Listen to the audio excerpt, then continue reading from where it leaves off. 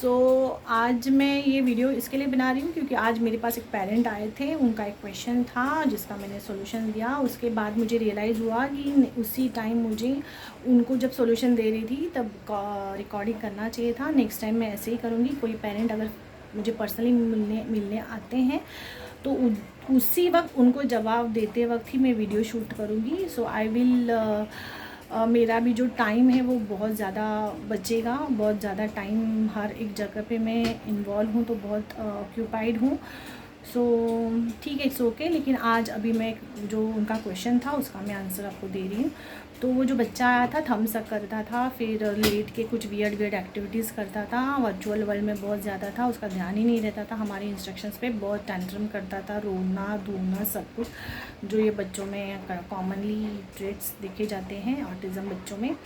Speech नहीं, no response to name, no response to eye contact, nothing, zero सब कुछ zero था। अब वो मैं नहीं बोलती हूँ कि पूरा 100% हुआ है, लेकिन हाँ अगर मैं परसेंट वाइज देखूँ तो 20-25% तो उसका रिकवरी हुआ है। उसकी बहुत सारी आदतें डिलीट हो गई है ब्रेन में से, जैसे वियर्ड वो उल्टा होकर एक ऐसा एक्टिविटी करता था, बहुत ही वियर्ड एक्टिविटी करता था, वो पूरा ज़ीरो हो गया। थम्स अप करता था, पूरा बंद नहीं, लेकिन हाँ हार्डली 10% अभी बाकी है। फिर रोता था, टैंट्रम करता था, वो भी उसका ज़ीरो हो गया है, मतलब नहीं एकदम आराम से अच्छे से आता है। फिर एक्टिविटी भी करता है, कभी कभी कंटाला करता है तो हम डांटते हैं तो सुनता है। तो ये सारी पॉजिटिव बिहेवियल चेंजेस आए हैं। स्टिल अभी भी उतना उसका स्पीच व इतना नहीं आया है, मतलब बहुत रेयरली बोलता है वो, मतलब इतना नहीं है जितना मुझे एक्सपेक्टेड है लेकिन हाँ बिहेवियल बहुत उसका अच्छा रिकवर हुआ है। तो पेरेंट का सवाल था कि कब होगा, कब ये ठीक होगा। तो मैंने बोला कि थोड़ा टाइम लगेगा। कोई बच्चा 10 सेशन में अच्छा रिकवरी दिखाते हैं, कोई 1 महीना, कोई 2 महीना, कोई 3 महीना, 4 महीना, 6 महीना भी लेता है। सो हम ब्रेन है, माइंड ब्रेन फिर भी एक दिखता है, लेकिन हम फिर भी उस ब्रेन के अंदर घुस के नहीं कर सकते। माइंड तो एब्स्ट्रैक्ट नाउन है, उसको तो हम सिर्फ फील कर सकते हैं। सो जब ये ब्रेन और इसका जब हम काम कर रहे हैं तो आपको थोड़ा तो पेशेंस दिखाना होगा। एंड सेकेंडली एक बात है कि जो हम एक्टिविटीज़ करवाते हैं उनको ये भी क्वेश्चंस था कि हम क्या एक्टिविटीज़ करवाते हैं। फिर घर में हम लिख के तो देते हैं कि आपको ये एक्टिविटीज़ करनी, still they are having some confusion. तो मैं सारे पेरेंट्स को ये कहना चाहती हूँ, अगर ऐसा कुछ आपको डाउट है तो आप हमारे साथ बैठ सकते हैं। क्लास जब हम लेते हैं 1 to 1 तो हम आपको बताएंगे, हम ये एक्टिविटीज़ करवाते हैं। ऑफकोर्स मैं समझ सकती हूँ कि रिकवरी अच्छी हो रही, लेकिन स्टिल हम क्या कर रहे हैं उनको हम इतना बोल के भी नहीं समझ में आ रहा है। तो आप ऐसा हमको बोल सकते हैं, तो हम कुछ एक्टिविटीज़ आपको भी बोलेंगे हमारे सामने करने के लिए। एंड और सेकंड बात यह है कि थोड़ा आपको पेशेंस दिखाना है। अभी मेरे जो पेरेंट आज आए थे दोनों वर्किंग है, दोनों को टाइम मिलता नहीं है। बोल रहे थे कि हमारे फादर अच्छे, मतलब उस बच्चे के ग्रैंडफादर फिर भी एक्टिविटीज़ करवा रहे हैं, तो ठीक है। लेकिन स्टिल मुझे लगता है कि अगर आप फॉर्मल ट्रेनिंग नहीं दे पा रहे हो बच्चों को, फॉर्मल एक इनफॉर्मल ट्रेनिंग होती है। अभी मैं ये क्या होता है मैंने एक ग्रुप काउंसलिंग में बताया है, उसका भी लिंक दे दूँगी।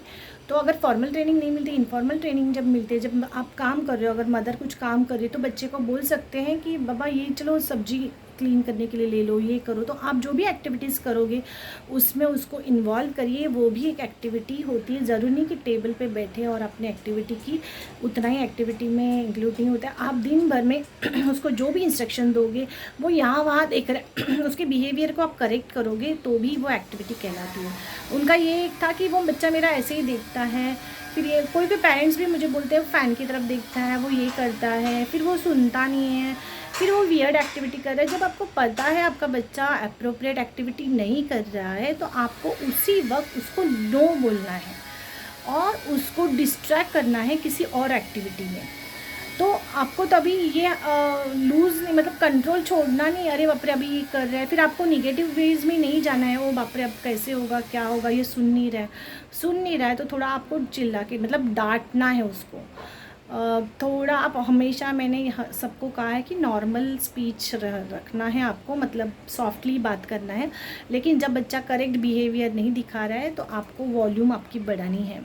तो जैसे ही वॉल्यूम बढ़ेगा उसको बच्चे को भी एक अंडरस्टैंडिंग जाएगी, अरे बाप रे अभी वॉल्यूम बढ़ गया है तो मैंने शायद कुछ गलत किया है, तो वो अलर्टनेस उनका आएगा। जनरली वो बच्चों को ब्रेन में अलर्टनेस नहीं रहता है, अपने काम में मगन रहते हैं, तो अलर्ट नहीं होने की वजह से वो कुछ भी अपना सुनते नहीं रहते हैं। तो वी हैव टू आप आपका खुद का स्पीच वॉल्यूम हाई करके उनसे बात कर सकते हैं, या उनका फेस इधर है तो आप सामने ले सकते हैं, आई कांटेक्ट, उनको बुझे आई कांटेक्ट करो। तो ये सेकेंडली क्वेश्चन ये था कि वो बच्चा थम्स अप करता था, अभी थम्स अप करना उसका डिलीट हो गया, मतलब ब्रेन में नहीं, वो नहीं करता, लेकिन स्टिल ऐसा जो ओट है उसको वो ऐसे करते रहता है। तो थम सकिंग नहीं कर रहा है तो उसके ब्रेन में तो पैटर्न गई है कि उसको लिप से कुछ करना है सकिंग, तो फिर वो क्या कर रहा है, वो खुद के ही ओठ को ऐसे कर रहा है। तो जब बच्चा कर रहा है तो आपको उसको ऐसे करके ये करना है, फिर ये आपको टैप करना है, क्योंकि वो अलर्ट में नहीं है, वो सबकॉन्शियस माइंड में अचानक उससे हो रहा है वो बिहेवियर, वो आपको करेक्ट करना है। तो आपको अलर्टनेस से ऐसे इधर कर सकते हैं, फिर इधर टैप कर सकते हैं, यहाँ टैप कर सकते हैं। जैसे आप टैपिंग करोगे वो एकदम अलर्ट हो जाएगा, फिर आपको जोर से बोले नो, तो जब नो बोलोगे तो उसको लगे अरे हाँ ये मुझे नहीं करना है बिहेवियर, तो फिर वो देखेगा, जैसे ही वो आपको देखेगा आपको फिर उसको इंस्ट्रक्शन देना है नो। सो जब आँखें आप बंद बड़ी करोगे और फिर उसको देखोगे तो उसको एकदम एकदम आए, जब आँखों का कांटेक्ट आँखों से होता है तो इंस्ट्रक्शन बहुत फास्ट डिलीवर होती है। जनरली ये बच्चे इधर उधर देखते हैं, they are avoiding your eye contact because उनके अंदर जो है दैट इज़ द सोल, उनको भी पता है अगर मैंने आई कांटेक्ट दिया तो ये सारा इंस्ट्रक्शन अंदर जाएगा एंड मुझे वो फॉलो करना पड़ेगा। तो आई कांटेक्ट ये बहुत ज़्यादा इम्पॉर्टेंट है ऑटिज़म बच्चों के लिए। तो आई कांटेक्ट के बिना आप जितना इंस्ट्रक्शन नहीं दोगे उतना अच्छा है। आप कुछ भी चिल्लाओ डांटो कुछ भी फ़र्क नहीं पड़ेगा क्योंकि आई कांटेक्ट नहीं है उनका। तो जब भी इंस्ट्रक्शंस देना है जस्ट देखो उसका आई कांटेक्ट है क्या, अगर आई कांटेक्ट है तो ही बोलो, आने तो आपका बोलने का कुछ भी वैल्यू नहीं है। You will lose your energy but they will not understand anything. So आपका आई कांटेक्ट के साथ ही उनको बोलना है। जैसे आज मैंने वो बच्चा आया उनका ही, तो वो थम्स अप कर मतलब नो, जैसे ही मैंने दूर से बोला नो, उसने तुरंत हाथ साइड में किया, मतलब वो बस डालने ही वाला था मुंह में, मैंने नो बोला। तो जब एक्शन करने वाला है, आपको पता है अभी मेरा बच्चा मुंह में डालने वाला है थम, उसके पहले बोलो। जैसे डाल दिया फिर नहीं एक्शन, अभी आपको पता भी नेक्स्ट मेरा बच्चा मुंह में डालने है उसके पहले बोलो। तो जैसे वो डालने शुरू किया तो बोला नो, जैसे बोला नीचे गया उसका हाथ, फिर जैसे गया तो उसको तो आदत अभी चाहिए, उसको मूड हुआ है तो फिर वो ऐसे कर रहे हैं। मैंने बोला नो, फिर मैंने ऐसे किया उसको, फिर इधर टैप किया, यहाँ किया, फिर जैसे मैंने टैपिंग स्टार्ट की उसको तो मुझे देखने लगा, जैसे मैंने वाओ गुड आई कॉन्टैक्ट, और नो ये नहीं करना है।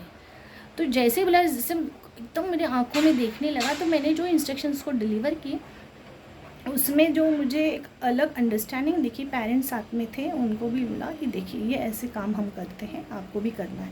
तो आप सारे पेरेंट्स को मुझे यही बोलना है, जो भी उनके बिहेवियर अच्छे नहीं हैं, आप हमको कंप्लेंट करते मैडम ये अभी भी ये कर रहे हैं वो कर रहे हैं, तो आप पहले घर में है ना आपके बच्चे, मेरे पास तो 1-2 घंटा आ रहे हैं, कोई 4 घंटा आ रहा है, लेकिन बाकी सारा टाइम आपके पास है, स्टॉप करिए से नो। फिर भी अगर आपको लगता है कि यू नीड हेल्प तो मुझे कॉल करिए। अगर आप पर्सनली मिल सकते तो मिलने आइए, if not then call me at any time. मुझे बहुत सारे पेरेंट ने कोई 11 साढ़े 11 बजे भी कॉल किया है, मैंने नहीं रिसीव किया। अगर बिज़ी हूँ तो, अगर नहीं हो तो मैंने तभी भी कॉल किया है, अगर नहीं कॉल किया है मतलब बिज़ी हो तो नहीं लिया है, तो मैंने 12 बजे भी किसी पेरेंट को कॉल किया है। So I am always there for you to guide you to help you, क्योंकि मेरा भी यही कहना है कि हम जितना एफर्ट्स दे रहे हैं, मैं एक्सपर्ट गाइडेंस दे रही हूँ, मेरे टीचर्स काम कर रहे हैं, आप भी उतना ही उनको एक अच्छा सपोर्टिव एनवायरनमेंट घर पे दोगे तो हमारे बच्चे जो स्पेक्ट्रम है उसमें से पहले बाहर आ जाएंगे, जो वर्चुअल वर्ल्ड में उससे बाहर आ जाएंगे। फिर उनका जो लर्निंग हम स्टार्ट करेंगे उसमें उनका रिस्पॉन्स बहुत अच्छा आएगा। फिर जो लैग पीरियड है हम वो भी कवर कर सकते हैं। अभी मेरे पास जो बच्चे आए हैं लिटरली 1.5-2 महीने अच्छा बात कर रहे हैं। कोई है 4 साल का बच्चा है, उसका कुछ कोई भी स्पीच नहीं था, अभी वो खुद से गाना वगैरह गा रहा है, अच्छा से बात कर रहे हैं, कॉन्वर्जेसन कर रहा है। सो उसने उसका लैग पीरियड कवर किया है। So of course we can help this kids to recover from this challenge, and apart from that we can help them also for recovering their lack period also. तो जब उनका सब कुछ ठीक ठाक होने लगेगा तो वो लैक पीरियड भी उनका लर्निंग का जो डिले हुआ है वो हम उसको रिकवर कर सकते हैं। तो कोई टाइम लिमिट ऐसा मैं बता नहीं सकती कि इतने टाइम में ये बच्चे रिकवर होंगे, लेकिन हाँ अगर हमने सही तरीके से काम किया तो जितना मैक्सिमम जल्दी ये बच्चे आ सकते हैं तो हम वो आ सकते हैं। मेरे पास एक बच्चा है, वो 8 महीने में रिकवर होके चला गया। अभी उसकी मम्मी मनोरागिनी में मेरे साथ जॉइंट है, तो उनको वहाँ से भी गाइडेंस बहुत मिल रही है। तो मैं इसके लिए बार बार कह रही हूँ कि जॉइन मनोरागिनी, जिसमें मैंने बहुत सारे सॉल्यूशंस बता रही हूँ कि हमारा माइंड बॉडी सोल कैसे काम करता है, तो आपको भी उसका एक हेल्प हो जाएगा। तो प्लीज़ मनोरागिनी ज्वाइन करिए, जो बहुत आपको हेल्प करेगा। Why this kids are in your life, ये लाइफ में आपके चैलेंजेस क्यों हैं, फिर आपके थॉट पैटर्न, सबकॉन्शियस माइंड जो भी है, इसमें क्या आपको चेंजेस करने हैं। जैसे आप करेक्ट होते जाओगे, they are into your outer आउटर वर्ल्ड, तो आपका आउटर वर्ल्ड में भी वो रिफ्लेक्शन आपको मिलेगा। तो इसके लिए आपको यही कह रही हूँ कि जस्ट वर्क, हमको एक्शन ओरिएंटेड और गोल ओरिएंटेड, टारगेट ओरिएंटेड काम करना है और सही गाइडेंस के साथ काम करना है। तो आज का इतना ही है वीडियो का जो भी मेरा जवाब है। फिर भी अगर आपको ये वीडियो से भी कुछ अंडरस्टैंडिंग नहीं हुई है, so just ask me the question, I will again make one another video and post you. Thank you very much.